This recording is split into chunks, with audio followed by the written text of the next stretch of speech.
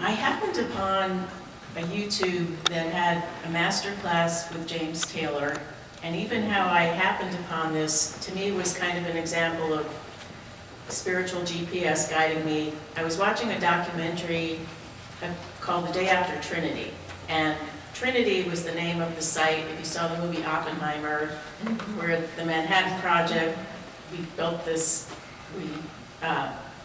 Americans built this atomic bomb.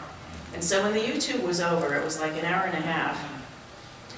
Usually, YouTube pops up suggestions that are thematically related to what you just watched. So I finished watching this video and I see James Taylor Masterclass. And so the only connection I can think is that T is James Taylor's the initial of his last name, and T is the beginning of Trinity. So who knows, because when I tried to find it again, it did not pop up. So Oprah Winfrey has these master classes, and this was a master class with James Taylor. And I don't know about you, but I think James Taylor is an absolute genius. And he is so unpretentious, and his voice is so clear and pure. The music is so simple. I mean, to me, it's the kind of music that goes through my mind as a kind of mantra. And the lyrics might seem kind of simplistic, but they are so beautiful. I mean, he has romantic love songs. He has songs about friendship, love, you've got a friend. Shower the people you love with love. That's the one that's been going through my mind. Shower the people you love with love. Show them the way you feel. Things will get better. You know they will. I mean, how beautiful is that, to have that going through your mind?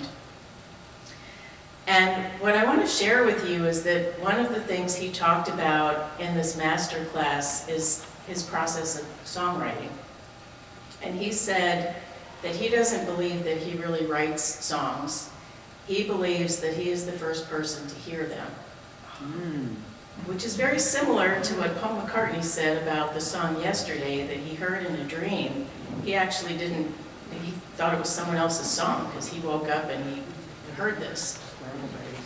And so what James Taylor was saying is that in order for him to be able to hear this music that already exists, he has to have quiet.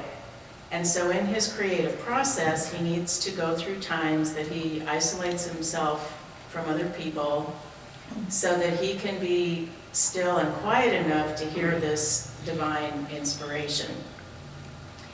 And he said he thinks that's true of all artists, that artistic people need to be alone, not all the time, but during this creative process, they need isolation.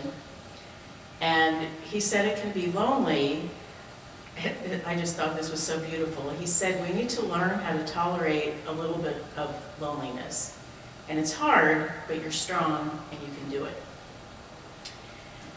And I wanted to share that with you because I think whether any one of us is in a creative process of writing music or creating a painting or writing a book, that we all need quiet, whether it's a creative process or not. To be able to hear inspiration and hear intuition, we need to have quiet.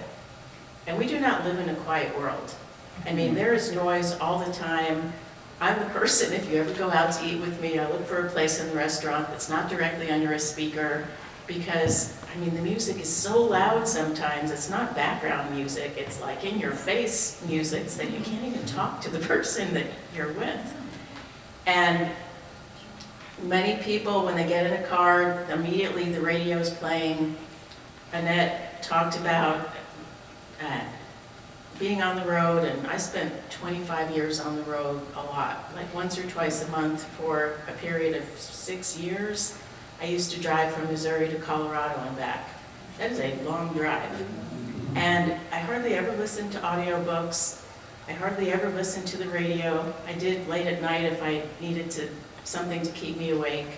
But mostly, I had silence in the car because it was the one time I could be alone, and I received so much inspiration and so much guidance. Some of the books that I wrote, many of the ideas came to me when I was on this long drive because I allowed myself to be in silence. And so that's what I want to give to you this morning. It doesn't mean all the time you have to be by yourself, that all the time you need to be in quiet. But at least sometime every day, I would encourage you to spend a little bit of time in complete silence and quiet so that you can be open to receive the inspirations and intuitions and guidance that are always there for us.